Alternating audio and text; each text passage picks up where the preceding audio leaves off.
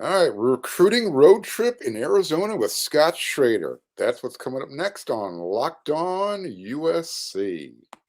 You are Locked On Trojans, your daily podcast on the USC Trojans, part of the Locked On Podcast Network, your team every day.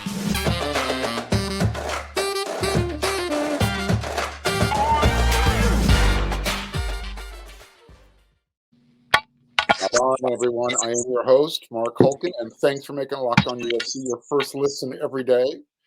Whether you're watching on YouTube or wherever you download your podcast, we are FREE free. And I want to thank you so much for coming along for the ride. Without you, I'm wasting my time. For all those of you who are watching on YouTube, if you haven't already, do me a favor, hit that subscribe. It means a lot. And for those of you who have, thank you. And as always, you can follow me on my Twitter at Mark Culkin, MarckKin. Okay, so we had Scott Schrader on from wearesc.com before, and we had a couple of technical difficulties. We got them back. They're cleaned up. And we spent the evening at the Pinnacle versus Highland High School game in Arizona Thursday night. The game itself wasn't that great. However, there was quite a few prospects there that USC was interested in. Scott, thanks for coming back to the show. Hey. How you doing, man? All right, so before we actually get right into these few players, USC they started the day right off the bat with some good news. David Peevy, I guess we'll call him Russian defensive end from Lincoln High School in San Diego, he committed.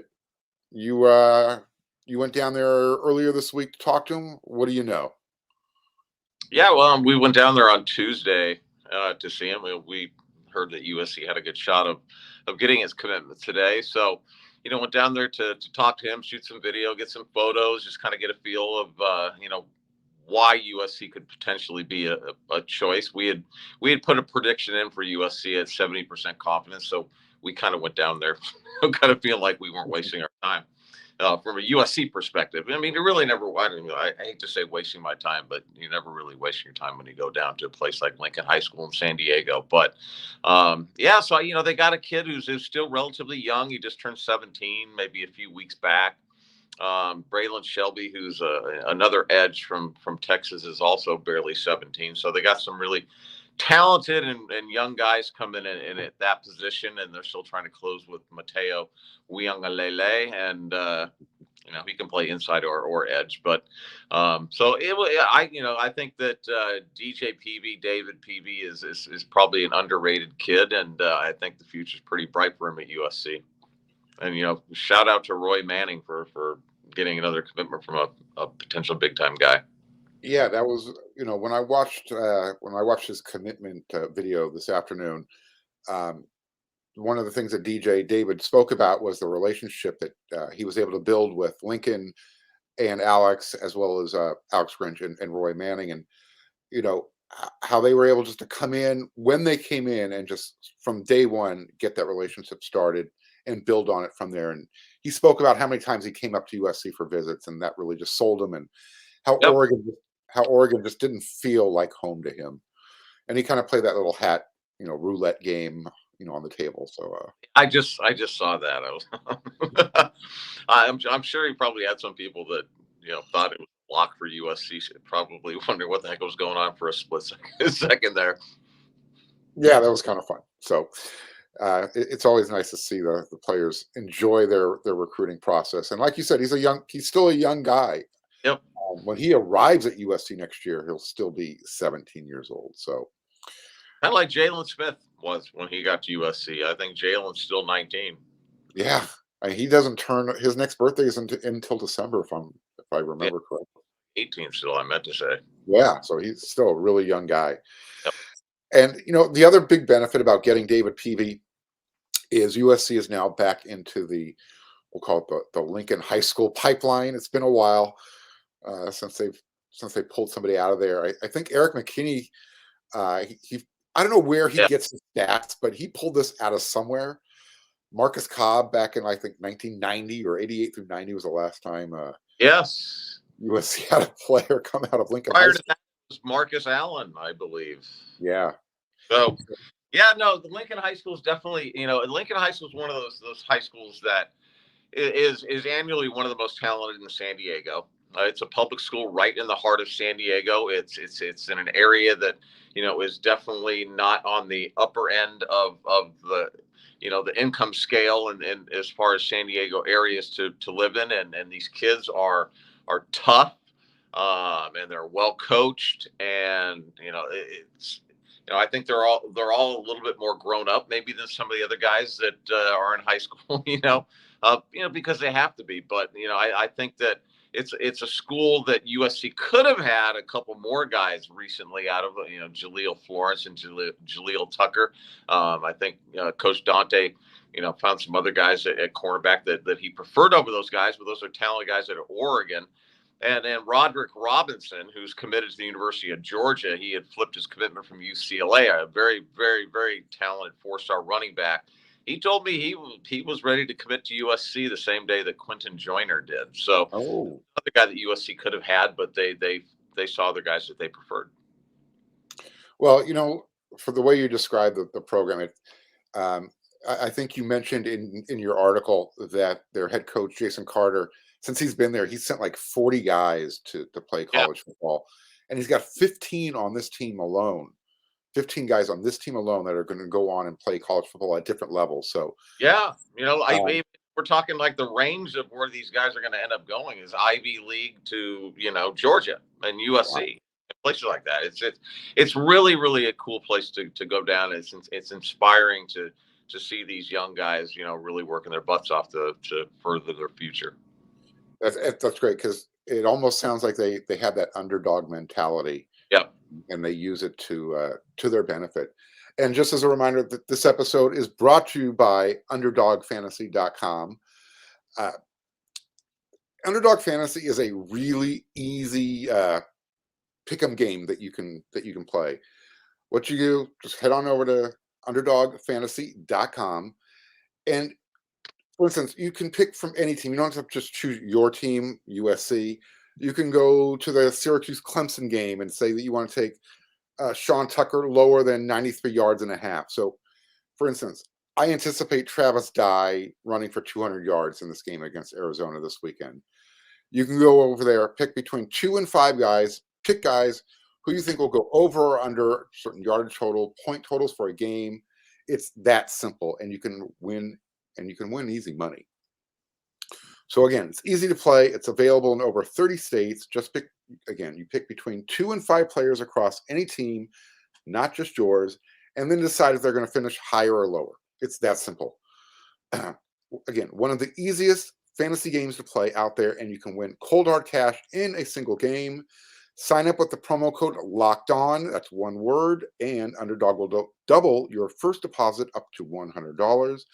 Deposit $100, get $100 free. Go to UnderdogFantasy.com or find the Underdog Fantasy app in the App Store or the Google Play Store. That's Underdog Fantasy. Promo code Locked On. Get in on the college football pick'em action today. All right. So, Scott, you and I, we went and checked out Pinnacle versus Highland Thursday night out there in Phoenix. The game itself was great for Highland High School, home of Caleb Lomu, offensive tackle prospect that USC is really interested in. And they were facing Pinnacle High School with tight end prospect Deuce Robinson and already Trojan commit offensive tackle Elijah Paige. When we first got there, the first person you saw was, or at least I saw, besides you standing there with Chad Simmons, was Steve Sarkisian and his assistant coach from Texas. Was it Jeff Carter? Jeff Banks. Jeff Banks, thank you. Jason Carter's still stuck on the brain. Yes, not to be confused. So what did you see when you throughout the game? Let's just start with Highland won the game 25-0. So we'll start with Caleb Lomu. What are your insights on him, and why should USC fans be eager to get his commitment, and USC too, for that matter? Yeah, he's one of the top offensive tackle targets for USC and has been for quite a while. And what you have in him is you have somebody who's extremely athletic. And his movement is what stands out to me. He's a guy that moves like a basketball player, and he is actually a really good basketball player at that. And those are the kind of guys that I actually really, really like. The guys that the offensive tackles look like they could play basketball. So he's definitely one of those guys. He right now, he's a guy that's going to have to develop for a year or so. Potentially a couple of years, but nowadays these guys get big so fast that a year is probably enough for him.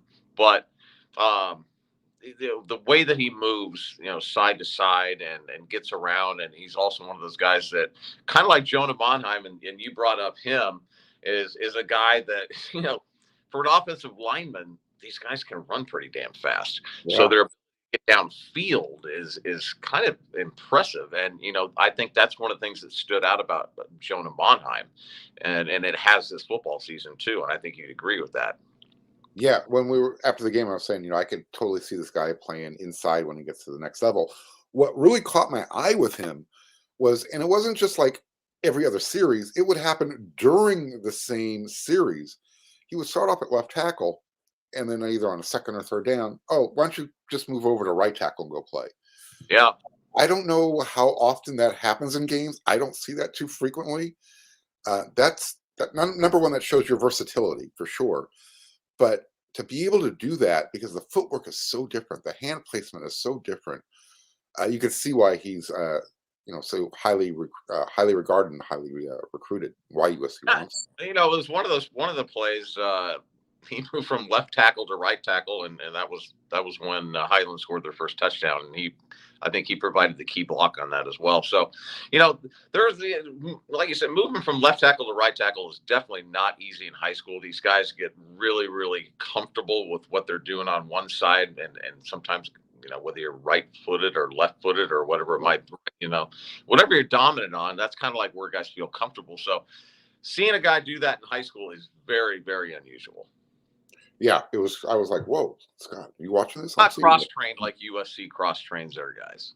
Yeah, like I said, if he happens to choose USC or wherever the young man decides to go to college, that's a special trait that they're going to be able to probably get him into a rotation much sooner than most freshmen or young players would be, because he's that advanced.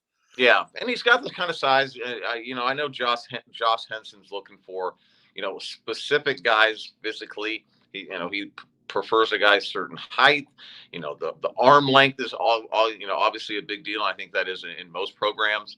So I think that Caleb and Elijah both kind of fit the bill for exactly what Josh Henson's looking for size wise.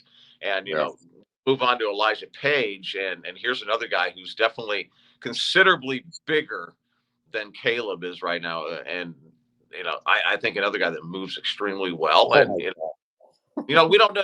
Another guy, you don't know where he's going to play. Is he going to play left tackle? Is he going to play right tackle? Chad Sims and I were talking about Elijah, and Chad was like, if he played at the University of Georgia, he'd probably play guard. So it kind of depends on what conference you're playing in and what, type of opponents that you're going to be playing as well, on where these guys are going to fit in. Well, I'll tell you what, he definitely passes the eyeball test. I mean, he looks like your prototypical left tackle. Just tall, long, broad shoulders, all arms and legs. And great footwork. My gosh, it was amazing. Impressive, really, because he is big. He's the kind of guy that I recall Vianney and I were standing on the sideline pregame for the 2018 Cotton Bowl, and Vianney was hurt. So we're down on the Ohio State end, and we're sitting there looking out at their offensive line, and Vianney turns to me and he goes, "Scotty, we don't have anybody that looks like that." And Elijah kind of brings you back to those kind of guys. They had Austin Jackson, and they've had some guys that kind of were there, but I think USC's starting to get all of their guys are starting to get. I think physically they're going to start their linemen anywhere are going to start looking like Big Ten guys.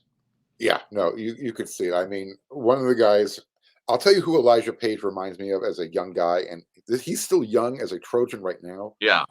Mason Murphy. Mm, They mm. they have a very similar body style, just big, huge dudes that are just going to be monster tackles. Yep. So the other guy that I think everybody was there to see, I mentioned Coach Sark and his buddy Jeff Banks. They left at halftime. I don't know if they had to get back to pull Assassin's Monkey or whatever, but Deuce Robinson, he was the marquee guy. I think everybody was there to see tonight, and Yep. rough game for Deuce, and not all his account. He was open a lot, and for whatever reason, they just didn't throw him the ball, and Pinnacle turned the ball over quite a bit. And he was among those that turned it over. Yeah, and But I mean, everybody turns the ball over. This is one of those nights, though, for Pinnacle. They turned the ball over 5 times, and it was just this bizarre-looking turnovers, too. It was like, what is there? You wondering if there was oil on the ball or like. I mean, the ball was coming so easily that it's like, what is up with the ball? And, we kind of laughed at each other, saying this looks like USC 2021. It was just the most bizarre thing.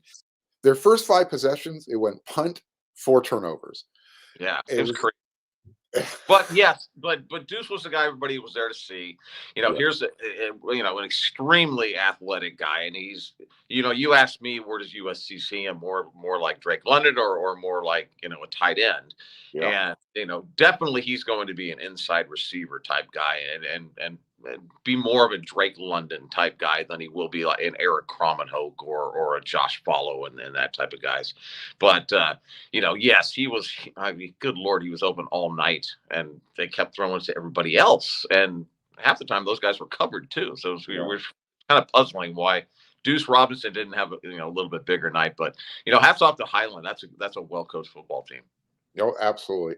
And the thing that really stands out about Deuce is you can. You mentioned he's an inside guy, but you want him the ball in his hand, so you can line him up anywhere. Yeah. What I thought was really intriguing is they would line him up as the punt returner, but not on kick returner. Yeah. So it was just a little bizarro thing, but big athlete. I mean, you watch him play, and he reminds you of Drake London immediately. He's got a couple more official visits too. Ooh. He's going to be taking one to, I believe, Texas, and I'm trying to think if he's taking one to Georgia. I think those might be his final 2 official visits, but I might be wrong on that. But Elijah Paige tells me he thinks she's going to be back at USC, and Duce will be back at USC, and Elijah Paige is recruiting his teammate.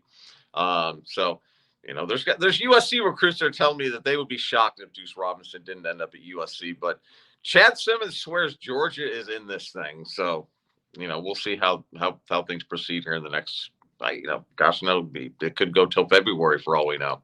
Yeah. Hope not. Well, you know what? Before we let you go, that's a really interesting point you bring up.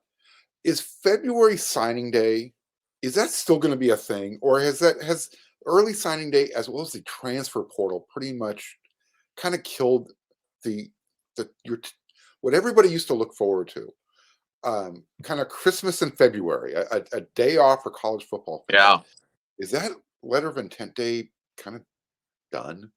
Well, I think guys are still going to sign in February as long as that option's available. You know what I mean? It's there, and some guys just might get down to the point to where these schools are willing to wait for him. So I think we've eliminated all of the guys that are kind of like borderline guys, or if classes get full, but the Deuce Robinsons and the Roderick Pleasants will always have a spot, at USC anyways. So, if those 2 guys want to wait till February, USC will wait. But yes, as soon as the season ends, it's transfer portal season. That's why these high school players need to sign in December, because these colleges, if these guys don't sign them, well, we don't care. We're just going to go to the transfer portal. I mean, I promise you USC will. Yeah, and with the whole, NIL stuff that's coming into play now, and the way it's literally still out of control. We were hearing stories tonight. The gamers, my eyes were just bulging out of my head. Cormani McClain, a very, very wealthy man soon. Miami is doing something right with their For those who don't NIL know who program. Cormani McClain is, he's a 5-star cornerback from Miami who just committed to Miami, and nobody thought that's where he was going. Everybody thought he was going to Florida. I mean, signed, sealed, and delivered. And Florida had offered one hefty NIL offer as well. So, whatever Miami's doing, I wish I could do that. Don't we all? Don't we all? All right. So there you go. Recruiting roundup, road trip with Scott Schrader here on Locked On USC. Thanks again for coming on. Truly appreciate it. We will have him on again as we get closer to, I guess, early signing day. The USC, the football team. Middle of December. Yeah. USC, the football team, 2022's got a lot going on right now. And this is going to be kind of a little bit of a dead period, a little bit of a lull for recruiting as we head into the holidays. So if anything breaks, you know where you need to go. That's over on wersc.com. He is your recruiting guru. And we've got that subscription special going on, $10. And it's going to get you all the way through the end of August 2023. That's basically the end of fall camp 2023. It's like and 1 cent a day. Yeah. So it's such a deal. Get on it. All right, man. Scott, thank you so much for coming on. Appreciate it. And we will talk to you later, my man. Take care. Cheers. All right. So before we get out of here on this episode of Locked On USC, it's our 5th one of the week. I just want to go over a couple things here about the upcoming USC Arizona game this Saturday. I still think USC is going to win this game relatively easy. However, don't be surprised if the game is closer than we anticipate. The O-line is banged up. And I'm being told that you're probably going to see a bunch of different rotations. Best I can put it without being more specific. I know certain guys who usually don't make the travel squad are making the travel squad. But I guess if the O-line is going to be banged up, right, this is probably the best time of year for it to happen. And you're thinking, oh, dude, what? Hold on. It's the middle of the year. USC is, battling for the Pac-12 Conference Championship, maybe a playoff berth at best. Why would you say that, Mark? Well, because USC is playing at Arizona, and Arizona's defense is bad. I said this before on a previous episode. If Colorado wasn't in this conference, Arizona's defense would be putrid. And I can't even find a word to describe Colorado's. That's how dumpster fire it is. So USC should be able to beat Arizona, even with backups mixed in with your regular starting O-line players. Even if a couple of them are playing out of position, what you're accustomed to. And then after Arizona, USC finishes in Southern California. And your next 2 games, while they're not really bye games, you're getting Cal at home and then followed up by Colorado. Again, this is a good opportunity for these guys to heal up and for the younger players to use that bye week going into Arizona and to start showing the coaching staff why you deserve the reps.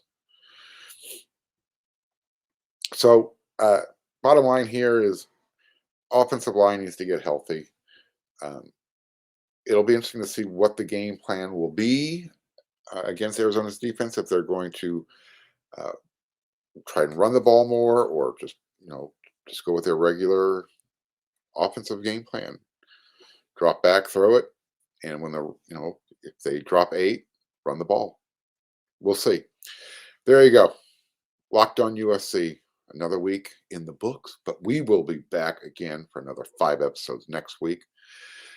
And when you're not watching Locked On USC, don't forget about Locked On Sports Today. You can check that out on YouTube or on this app or wherever you download your podcasts. So until we see each other again next week, you know what to do, Trojan fans.